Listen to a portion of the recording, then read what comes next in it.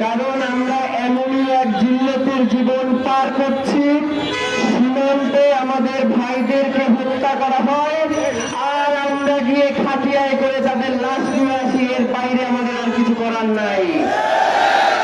প্রিয় ভাইয়েরা, আমরা কি ভুলে গেছি যে এই সীমান্তেই মাত্র আমাদের 7 থেকে 8 জন বিডিআর সদস্যদের বিপরীতে বিএসএফ এর শত সৈন্যরা সেদিন পালাতে বাধ্য হয়েছিল।